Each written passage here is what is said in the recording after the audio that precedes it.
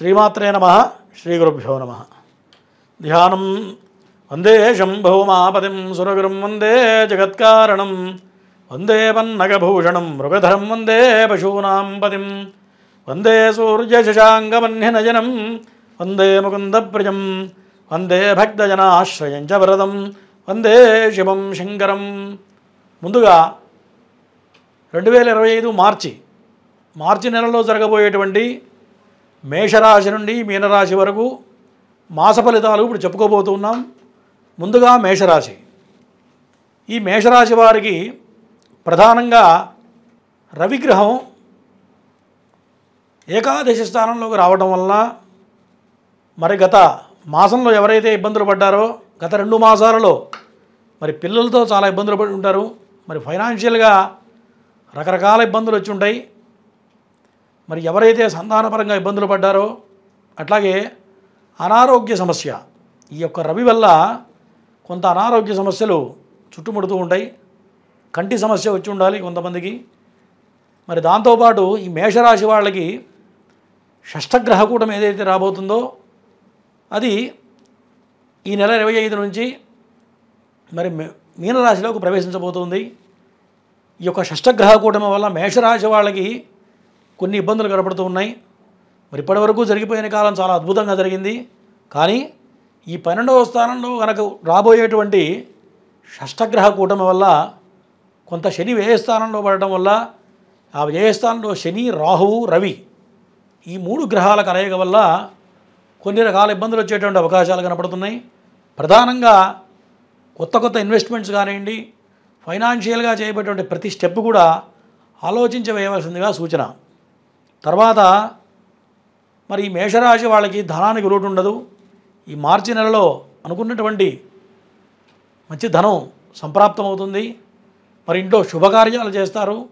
ఏదైతే కొన్ని శుభకార్యాలు తలపెడుతూ ఉంటారో మరి ఎప్పటి నుంచో ఒక కార్యం కావాలని కొంతమంది ఆలోచిస్తూ ఉంటారు.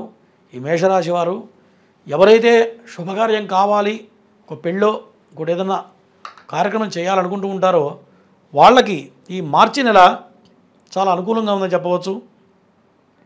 తరువాత బుధుడు, ఈ తృతీయ షష్ఠాధిపతి అయినటువంటి బుధుడు అంటే వ్యయస్థానానికి వచ్చాడు.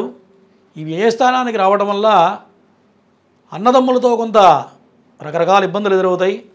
అన్నదమ్ముల మధ్య కొంత విభేదాలు, మరి ఏదైతే అన్నదమ్ముల మధ్య సఖ్యత, మరి కొంత ప్రాపర్టీ ఇష్యూస్ ఏమన్నా ఉండేట్లయితే ఈ కాలం కొంత వ్యతిరేకంగా ఉందని చెప్పవచ్చు. ఈ సమయంలో ఎటువంటి ప్రయత్నాలు చేసినా అవి సఫలీకృతం కావు. తర్వాత కొన్ని కొత్త వ్యవహారాలు ఈ మాసంలో కొంత అగ్రెసివ్నెస్ అనేది తగ్గించుకోవాలి. ఎందుకంటే బుధుడు నీచ స్థానంలో పడటం వల్ల కొంత కోపానికి పోకుండా ప్రశాంత వదనంతో స్థిరచిత్తంతో కనుక ఆలోచించి మరి ప్రతి నిర్ణయం తీసుకున్నట్లయితే ఈ యొక్క మేషరాశి వాళ్ళకి ఈ మాసం కొంత అనుకూలంగా ఉందని చెప్పవచ్చు. కాదే మాట్లాడే మాటలు, వ్యవహారంలో చాలా జాగ్రత్తగా ఆలోచించి ఒక స్టెప్ వేయడం అనేది చాలా మంచిది. తర్వాత చంద్రుడు, ఈ చంద్రుడు కూడా షష్ఠగ్రహ కూటమిలో కలవడం వల్ల కొంత కుటుంబపరమైన చికాకులు, కుటుంబంలో లేనిపోని కలతలు రావడం. మరి ఆ మీనరాశిలో మొత్తం 6 గ్రహాలు కలుస్తున్నాయి. మరి 6 గ్రహాలు కలుస్తున్నాయి గురువుగారు, మరి అంత భయపడాల్సిన పని లేదు. చంద్రుడు కనీసం ఒక 3 రోజుల పాటు ఆ రాశిలో ఉంటాడు కాబట్టి మరి ప్రథమార్థంలో అంటే 15వ తారీఖు లోపల ఆ చంద్రుడు ఏ స్థానంలో పడడం వల్ల కుటుంబపరంగా కొంత ఇబ్బందులు వచ్చే అవకాశాలు కనపడుతున్నాయి. విద్యార్థులు ఎవరైతే హయ్యర్ ఎడ్యుకేషన్ ప్రయత్నం చేస్తుంటారో విద్యార్థులు ఈ మాసంలో కొంత జాగ్రత్తగా ఉండాలి. తరువాత తల్లికి కొంత అనారోగ్య సూచన కనపడుతుంది. మరి మేషరాశిలో ఉన్నటువంటి ఎవరైతే జన్మించారో వాళ్ళ తల్లికి కొంత అనారోగ్య సూచనలు, మరి జలుబు, ఇటువంటి నెమ్ముపరమైనటువంటి సమస్యలు, స్కిన్ ప్రాబ్లమ్స్ వచ్చే అవకాశాలు కూడా ఈ మేషరాశి వాళ్ళకి కనపడుతున్నాయి. కాబట్టి ఈ మార్చి నెలలో ఈ రకమైన జాగ్రత్తలు తీసుకోవాలి. ప్రతి సోమవారం కూడా కొంత సోమవారం నియమాలు పాటించినట్లయితే ఈ అనారోగ్య సమస్యలు తగ్గడానికి చాలా అవకాశం ఉంటుంది. తరువాత కుజుడు, ఈ కుజగ్రహం పోయిన మాసం వరకు కుజుడు స్తంభించాడు. కుజుడు కర్కాటక లగ్నంలో స్తంభించడం వల్ల కుజ స్తంభన జరిగింది. ఈ కుజస్తంభన వల్ల చాలా ఇబ్బందులు పడి ఉంటారు. మరి అనారోగ్య సమస్యలు, మరి ఫైనాన్షియల్గా చాలా ఇబ్బందులు పడి ఉంటారు. అటువంటి ఇబ్బందులన్నీ కూడా ఈ మాసంలో తొలగిపోవడానికి బాగా అవకాశం ఉంది. ఈ కుజగ్రహం చాలా అనుకూలంగా ఉండబోతుంది. భూ సంబంధమైన వ్యవహారాల్లో మరి ఈ మాసం చాలా అనుకూలంగా ఉందని చెప్పవచ్చు. మరి ఈ కుజగ్రహం వల్ల అన్నదమ్ముల మధ్య సఖ్యత, మరి భూ వ్యవహారాలు ఏదైతే ఒక స్థలం కొనాలన్నా ఒక ఇల్లు కొనాలని ఎప్పటి నుంచో ప్రయత్నం చేస్తుంటారు మేషరాశి వాళ్ళు. మరి ఈ మాసంలో ఏదన్నా సొంత ప్రాపర్టీ కొనాలనుకున్నా, స్వగృహ ప్రాప్తి చూడాలనుకున్నా కూడా ఈ సమయం అనుకూలంగా ఉంది. గట్టి ప్రయత్నం చేస్తే ఖచ్చితంగా అనుకూలమైన ప్రయత్నం ఫలిస్తుంది. తరువాత శని భగవానుడు, ఈ రాశి వాళ్ళకి శని దశమంలో ఉన్నాడు. మకర రాశి నుంచి కుంభరాశికి ప్రయాణిస్తున్నాడు శని. మరి కుంభరాశి వల్ల కొంత అనుకూలమైనటువంటి ఫలితాలు వస్తాయి. ఎవరైతే ఉద్యోగపరంగా సమస్యలు ఎదుర్కొంటున్నారో అనుకూలమైన ఫలితం కనపడుతుంది. తరువాత సినీ రంగంలో ఉన్నవాళ్ళు కానివ్వండి, రాజకీయ రంగంలో ఉన్న వాళ్ళకు కూడా ఈ మార్చి నెల కొంత చాలా అనుకూలంగా కనపడుతుంది. మరి ఎవరైతే ఇన్నాళ్ళు కొద్దిగా స్ట్రగుల్ పడ్డారో, సినీ రంగంలో ఇబ్బందులు పడుతున్నారో వాళ్ళందరికీ కూడా ఈ యొక్క మార్చి నెలలో కొంత అనుకూలంగా కనపడుతుంది. ఎందుకంటే శుక్రుడు ఉచ్చస్థితిలో పడ్డాడు. ఉచ్చస్థితిలో పడటం వల్ల ఇన్ని రోజులు ఏదైతే స్ట్రగుల్ పడ్డారో ఈ యొక్క మేషరాశి వాళ్ళకి ఇక్కడి నుంచి రాబోయే కాలం అంతా కూడా అనుకూలంగా ఉందని చెప్పవచ్చు. మొత్తానికి 85% అనుకూలంగా ఉంది. 15% మాత్రమే కొంత వ్యతిరేకంగా కనపడుతుంది. ప్రధానంగా ఏ ఏ గ్రహాలు ఇబ్బంది పెడతాయా అంటే ఈ మేషరాశి వాళ్ళకి శని, రాహువు, రవి, శుక్రుడు, ఈ 4 గ్రహాలు కొంత వ్యతిరేకంగా ఉన్నాయి.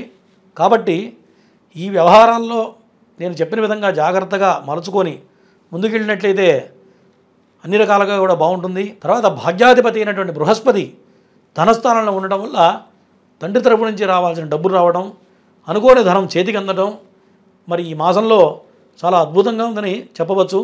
80% బాగుంది.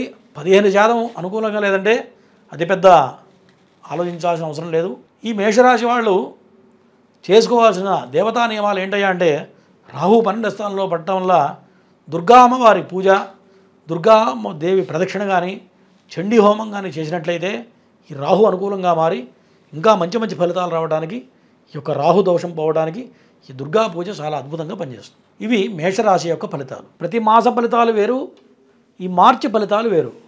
ఎందుకంటే వేరు ఎందుకన్నానంటే షష్టగ్రహ కూటమి కలవడం వల్ల మరి కొన్ని రాసుల వాళ్ళకి ఇంపాక్ట్ చాలా ఎక్కువ ఉంటుంది, కొన్ని రాశి వాళ్ళకి సామాన్యంగా ఉండబోతుంది. మరి అటువంటి ఇబ్బందుల్లో ఉండకూడదని చెప్పి మన ప్రేక్షకులకి ఏ రాశుల వాళ్ళకి ఎటువంటి ఇబ్బందులు జరగబోతున్నాయి, వాటి వల్ల వచ్చే ఫలితాలు ఏమిటి, ఆ ఇబ్బందుల్లోంచి బయటపడడానికి మనం కొన్ని రెమెడీస్ చెప్పడం జరిగింది.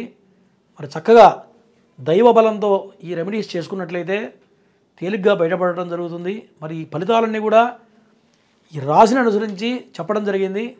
ఇది కాకుండా వాళ్ళ జన్మ రాశిలో, జన్మ లగ్నంలో ఈ గ్రహాలు కనుక ప్రభావవంతంగా ఉన్నట్లయితే ఫలితాలు తక్కువ ఉంటాయి. గ్రహాలు మంచి పొజిషన్లో ఉంటే కనుక తక్కువ ఉంటుంది ఫలితం. అదే నెగిటివ్ ఉందనుకోండి, చెడు ఫలితాలు ఉన్నాయనుకోండి, జాతక చక్రంలో ఈ ప్రభావం ఎక్కువ అవుతుంది. కాబట్టి ఇది గ్రహించాలి. చెప్పింది యాజ్ ఇట్ ఈజ్గా జరుగుతుందని చెప్పడానికి వీల్లేదు. వాళ్ళ జన్మ జాతకం ప్రకారమే మరి 100కు 100% జరుగుతాయి. కాబట్టి ఆ రెండు కూడా చూసుకున్నప్పుడే కరెక్ట్ మార్గం అనేది చెప్పగలుగుతాం.